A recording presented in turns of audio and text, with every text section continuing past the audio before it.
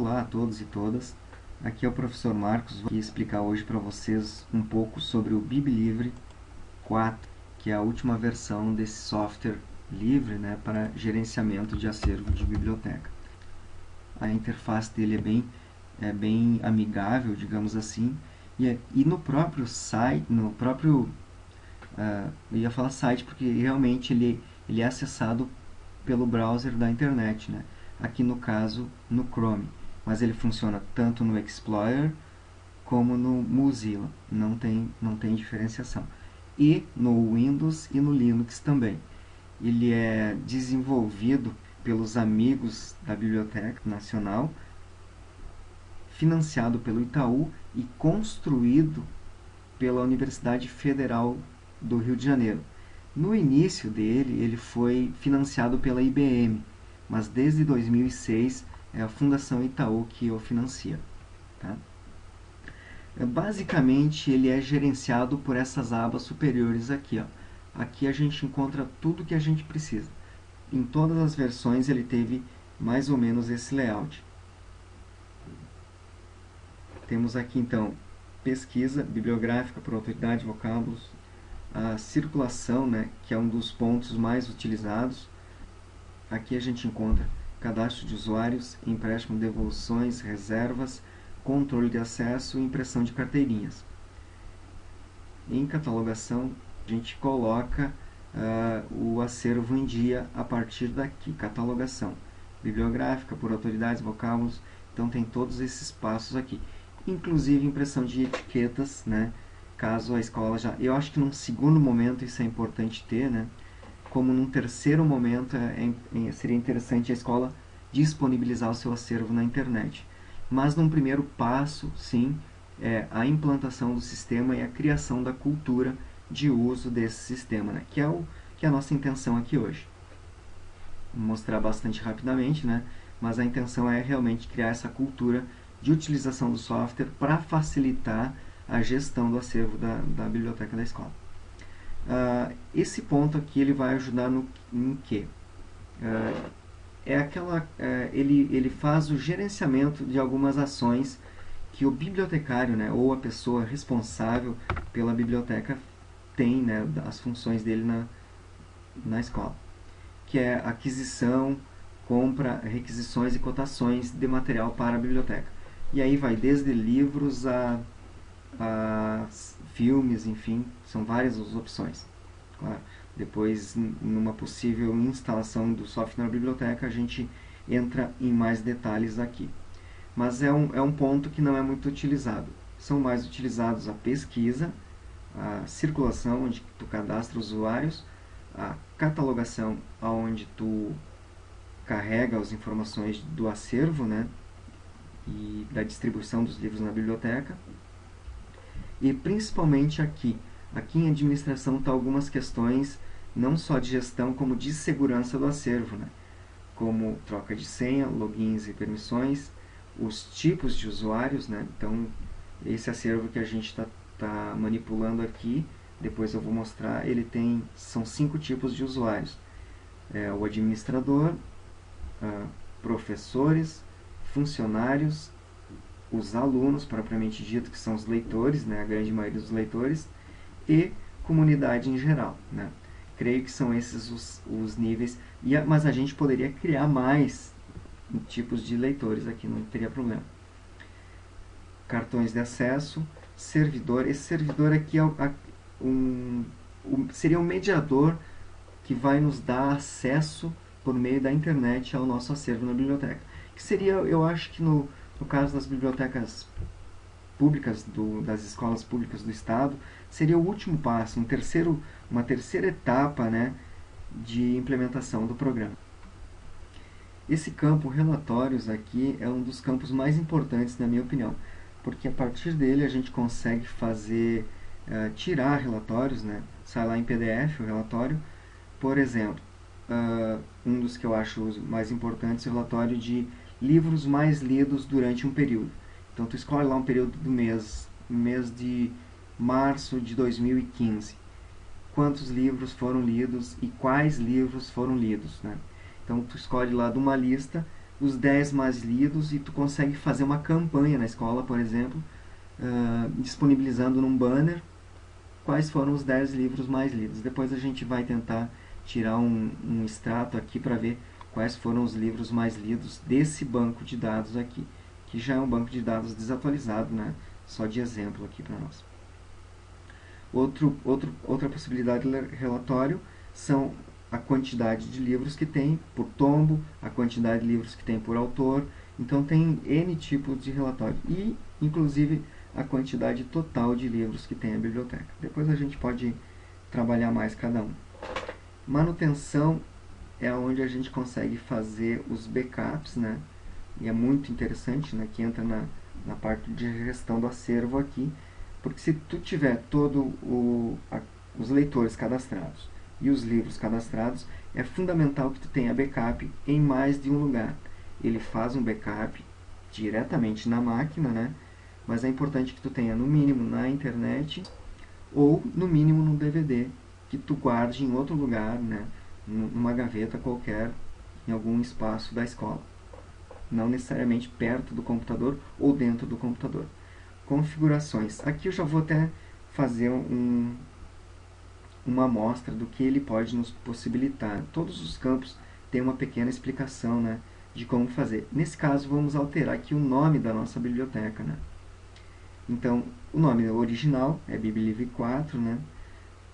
A base de dados, que é o nome que está, e a gente vai colocar um valor aqui, que é um outro nome, né? Vamos chamar de Biblioteca da 16ª CRE, né? Vamos lá em salvar. Tem todos esses campos aqui para a gente fazer alterações. Olha. Isso equivale em alguma alteração no código-fonte do programa, tá? Então isso aí é mais a nível de programador mesmo, mas ele é bastante amigável, né? Ele permite que qualquer pessoa com conhecimentos básicos faça essa alteração que a gente vai fazer aqui, ó, no nome da biblioteca, por exemplo. Aqui, ó, configurações alteradas com sucesso. Então já temos aqui um novo nome da nossa biblioteca. Por exemplo, o aluno chegou lá na biblioteca, né, e pediu, quero saber se vocês têm o livro tal, né? Então fica aquele aluno lá 1 hora perguntando, procurando e tal, e aí ocupa a bibliotecária procurando também. Esse tempo, vamos ver que, por exemplo, ele quer ler um livro do Mário Quintana, né?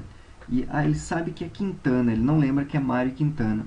Vamos tentar aqui ver se a gente consegue encontrar por Quintana, por exemplo. Só um exemplo, uma possibilidade de uma situação, né? Aqui, ó, encontramos. Ele lembra, realmente é a Rua dos Cataventos, do Mário Quintana, é esse mesmo que eu quero. Eu vou selecionar ele. Aqui eu tenho todos os dados do livro. Vamos abrir o registro do livro. Tá aqui, ó, o formulário dele. Se eu quiser alterar alguma coisa, é por aqui que eu vou. Então, uma situação bem corriqueira é essa, né? O aluno vai na biblioteca e pede para localizar um autor, um livro, e não tem todos os nomes. Vamos retornar à pesquisa. Monteiro Lobato. Vamos ver se tem alguma coisa com Monteiro.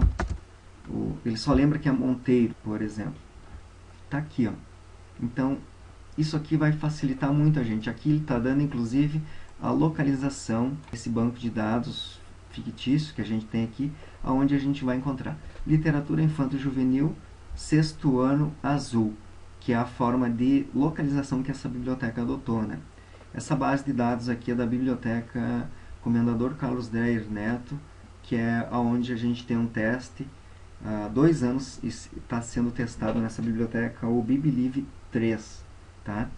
Então é a versão anterior a essa aqui, praticamente a mesma, com algumas modificações no layout. Então,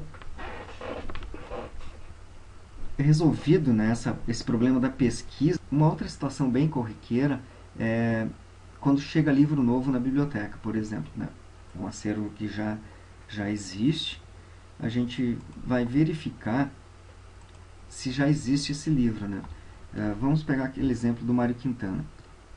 Então chegou lá o Rua dos Cataventos, né? Vamos ver se a gente já tem algum exemplar. Olha, temos aqui, ó. Vamos abrir o registro e pelo código MARC a gente vai copiar ele e vamos criar um novo exemplar. Simplesmente jogando o código MARC aqui. E registro incluído com sucesso. Então são situações bem corriqueiras. A pesquisa de um autor que o aluno não sabe todo o nome e a inserção de um novo livro na base de dados da biblioteca. Feita essa catalogação, né, essa inserção de novos livros, a gente passa para um segundo momento, que é o cadastro de usuários. Vamos tentar encontrar se tem algum usuário Marcos. Ó. Temos 3 Marcos nessa biblioteca. Eu não tenho mais esse usuário. Ele, por exemplo, ele era um professor na escola, não vai mais. Eu posso bloquear ele, eu posso abrir o cadastro dele. Está aqui o professor Marcos. Olha que bacana, tem até a fotinha aqui do usuário. Aqui eu tenho um relatório de quantos livros ele já retirou nessa biblioteca. Isso a gente pode fazer com todos os usuários. Então, na hora de tu retirar o livro, tu tem aqui o cadastro do aluno, né?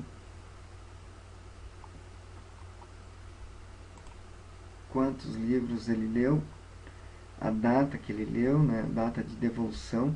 Isso aqui fica no histórico de leitura da criança, olha. Se ele tem alguma reserva, se ele tem multa pendente. Por exemplo, se o aluno está saindo da escola e ele tem aqui um empréstimo, né, alguma devolução que ele não fez, né, vai constar no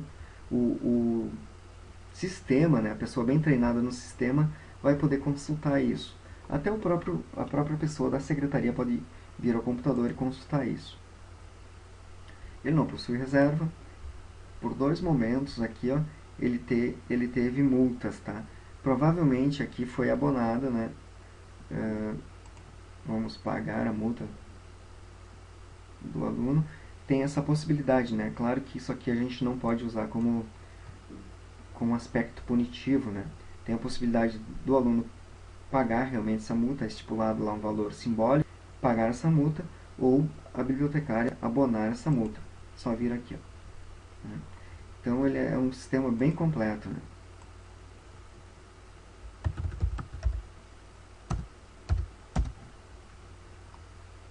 Veja que se o nome for parecido, ele procura, né? Vamos ver o... Então, pesquisa, circulação e catalogação são os mais utilizados. Mais utilizado também e mais importante é esse campo aqui, manutenção, que é onde a gente vai gerar o backup da biblioteca, né? Então,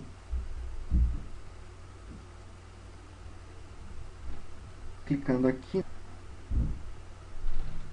ele automaticamente vai gerar um backup, uma cópia de segurança do nosso acervo todo. Essa cópia de segurança ela deve ser salvada no computador, ele salva num campo apropriado para isso. Também fora do computador, em 2 lugares. Não necessariamente ela precisaria. Se tu tivesse confiança no teu computador, tu salva só em mais um. O recomendado é fazer uma cópia num DVD e uma cópia na nuvem, né, na internet. Isso a gente também, no momento de implantação, a gente cria esse usuário na internet, né, no OneDrive, que é isso aqui, ó, né?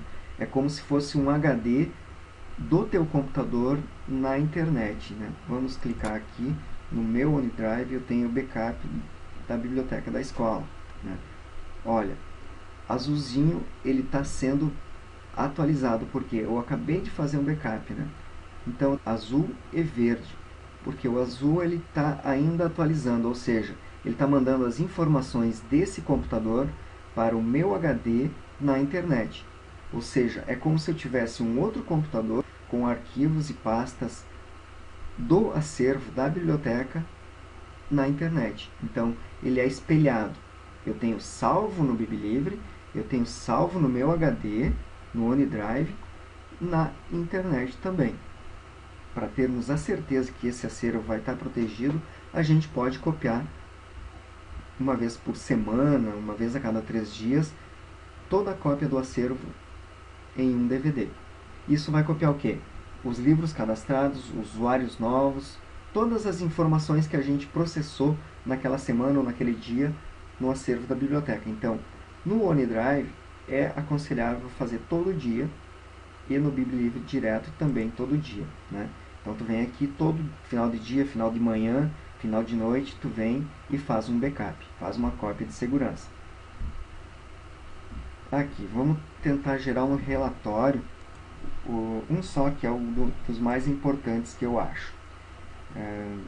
Ele tem todos esses relatórios aqui que pode ser gerado.